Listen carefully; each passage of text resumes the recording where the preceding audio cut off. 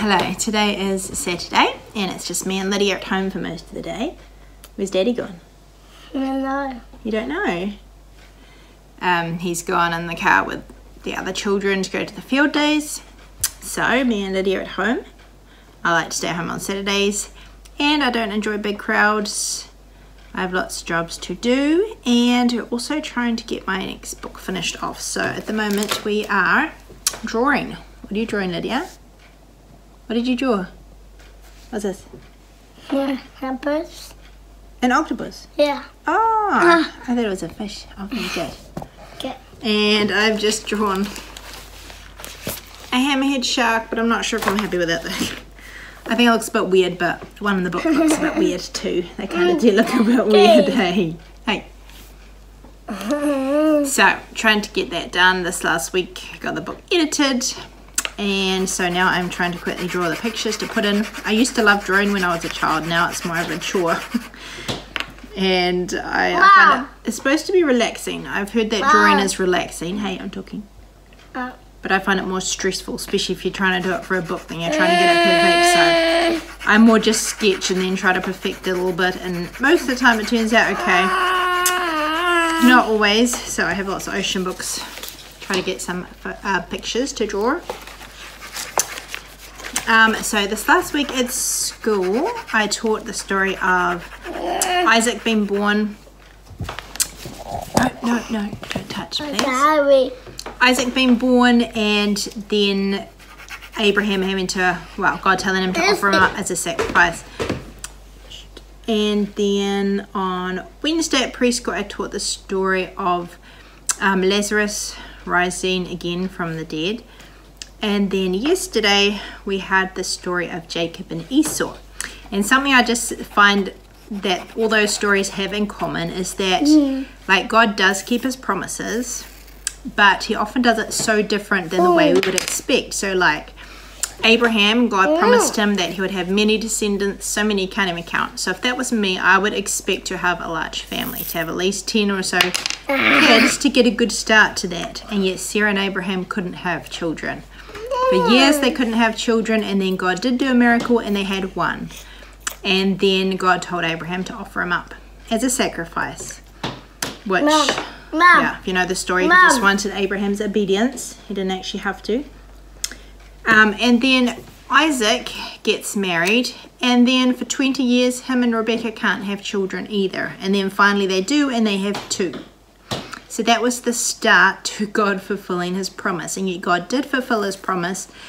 But I don't know how Abraham and Sarah thought. But if it was me, that would not been the way that I would have expected. I would think completely different and think, oh, you know, I'll have a lot of children and my children will have a lot of children. But God did it so differently, and yet he fulfilled his word and he kept his promise.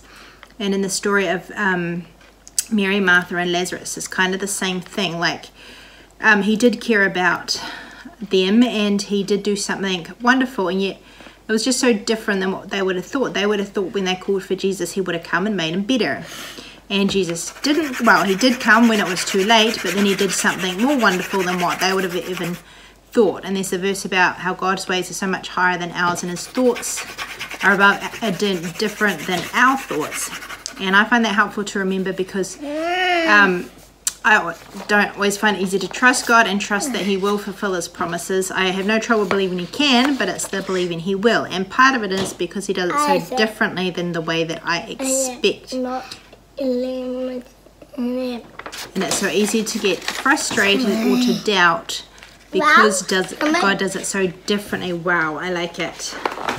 So I just find that a helpful thought to remember that God does things so much different than the way we expect. So yeah, I guess we've got to be careful. We need to expect God to answer our prayers, but it may be so much different than the way we expect. So for example, there's a promise that God will provide our needs, and so we will have our expectations on how God will do that. But he thinks so differently. Sometimes we don't need what we think we need, or maybe we don't need it in the time frame that we think we need it. But we can trust God because he does.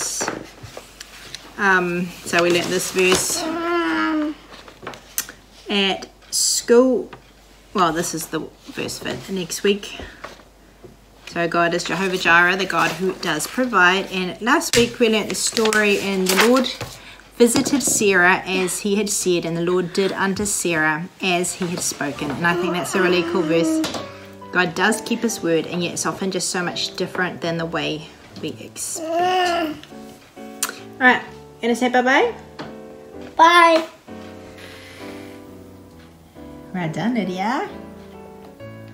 Can you read the words? What does that one say? No. You don't know? What? Work, yeah. Like. Airplane. But. Good. No. How?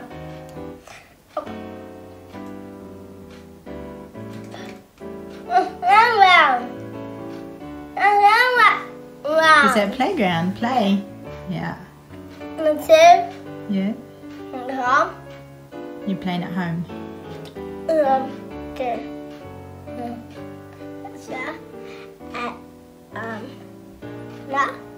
Yeah. Okay. One. See.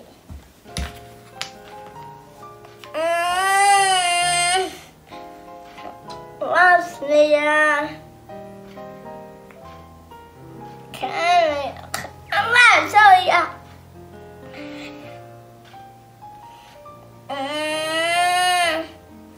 Time. Anna.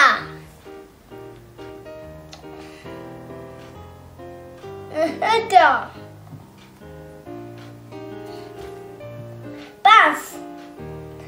Bus. Yeah. Another.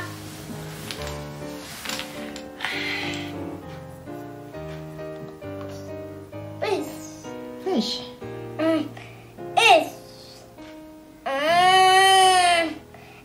N. Big. Pig. Yeah. Okay, how many? Are you going to knock it down? No. No? Okay. That's it. Yeah. That's it. That's that. In the car, yeah.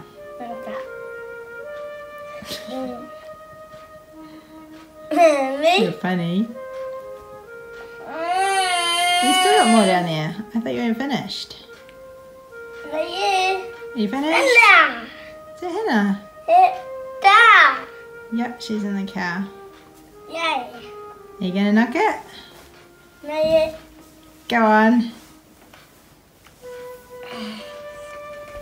Woo! No.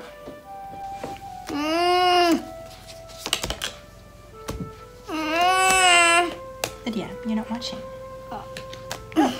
Step. Ah!